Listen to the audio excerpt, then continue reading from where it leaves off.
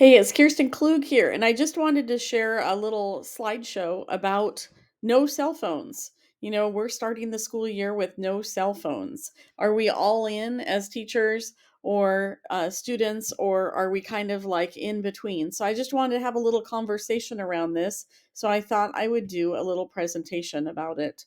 I'm just going to go through my slides. The next one is the agenda. What is it like to have no cell phones in the classroom and in our workspaces? The why and the way, two different ways to look at it, and then creative ideas on how we can get through to the positives. Here we are, going back quite a few years. What did no cell phones look like in the classroom? I believe that we had more of a multisensory experience, and the advantage of that multisensory experience is the hands-on. Kids are asking more questions. They're more engaged and interested in what we're learning or teaching, and there's more focus. So you can notice in each of these images that I've decided to share, we've got the kids laughing or smiling, the kids raising their hands, and then here more engaged, still having that technology there with the laptops, but more engaged. The why, we can now focus more, we can listen, learn, laugh, and connect. And so here's a little illustration of different words creating a light bulb. So many times I think of situations where I really needed to focus and I needed to learn or I needed to draw something. And the best way for me is getting out in nature or getting away from distractions. And I find my cell phone can be very distracting. And I'm sure you guys all agree. And so it's not just our responsibility as a teacher, but also the responsibility of our kids and also as us as parents. It's like, how do we give more attention to who is in front of us or what we are learning or how we can be motivated into engaging in what is now. And so that's where this focus, listen, learn, laugh, and connect comes in. The way. I have kids when I'm a substitute teacher that have come up to me and said, I'm really frustrated. I just can't settle down. And so I'll say, let's breathe together. And so we'll just take a deep breath and we'll be present. Number two, giving ourselves some grace, understanding that yes, this can be a stressful situation. It is different and time, knowing that time's going to be on our side over the length of time that we make these changes, it will get easier. But also just giving ourselves the time to then settle in and get back to what we need to do. And maybe that is finding joy in the present moment. So, again, coming back to that breath. And I think as teachers, as parents, we have that ability to help our kids connect with who they are and be present and be that gracefulness of they're recognizing that this is challenging, that this is different, that this is a new skill set. The next one I just brought up was some different avatars, like thinking about, there's some kids that are going to say, I'm going to find a way to get through this. I'm going to find a way to make it so it's not difficult. I'm going to leave my phone just in my bag, not in the container. I'm going to do it differently. It might not be the right way. It might be something that they have to learn from in the hard way. And as teachers and parents, we have to also understand that they are claiming how they want to do this. So that's avatar one. Avatar two is who cares? I don't care. They're going to just act like I don't care. It's no big deal. And they're going to move on. And then the avatar number three is this is so frustrating. I can't handle it. I need it all the time. And so we are helping ourselves. We might even connect ourselves with one of these avatars, but we are also helping them to get through. And that's going back to the way and the why. The next one is your experience is up to your choices. So I have found the more that we can ask questions to discover more, the further ahead we get, the more we understand. We could get more engaged in the now. We can figure out how do we get engaged right now. Maybe it is even just taking breaks. Maybe it is walking outside. I know when my kids were always frustrated or we would get frustrated, I'd say, let's go outside. A change of scenery sometimes helps so much. Maybe it's putting some video on the screen as you're teaching that gets kids laughing. Or maybe it's some kind of adding some hands-on and fun activities In my research, the more that we can do with our hands and create these fun activities as we're learning, the more we're going to remember. So the less stress, more joy, and then use time to our advantage. We're going to have more time. That's what we're going to find is with these cell phones that have been sucking in our time, we're going to have more time to get things done. So how are we going to use more time to our advantage? The next one is we got this. We're going to build good habits together. If we all work together, we can do this. And the good morning, going back to some of those things, we crave warmth, right?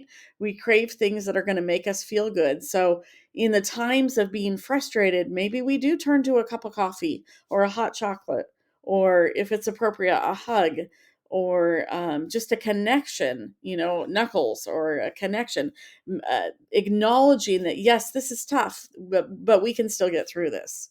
So we got this. Expand your tools for the learning environment. It's like, why not? We have the laptops, right? And so, how can we use those laptops more? Can we do more audio? Can we do text to speech, speech to text?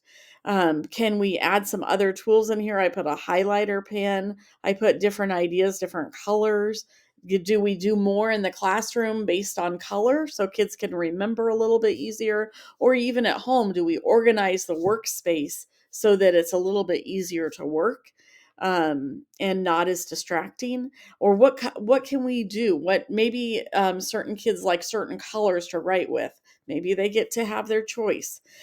So just integrating in some different tools to expand our learning environment, I think is going to help us get through this. Start a bucket list of things that you want to do in your lifetime. This is something I always talk to my kids about. I try and create. I've been in some bad injuries, and so it really came forward. And what do I want to do? How do I want to spend my money and time? And I've decided I really do want to live my life now more than saving for the future and then doing something as I'm retired, but I'm old and I maybe don't have those skill sets or the ability to just do it. And so I've decided to live my life more now. And so we really talk about what is our bucket list of things we want to do. This is maybe like a lifetime of things. Maybe you want some good, nice fingernails, or maybe you want to look pretty and have someone help pick your clothes, or maybe you want to find a place to read that's real quiet, or climb a mountain, or go scuba diving, or jump out of a plane, or maybe get into some dance lessons, or go fishing, go surfing, skiing, of course. What kind of mountains would you want to ski on? Or maybe you just want some extra sleep. So here's some bucket list of ideas, just simple ones here.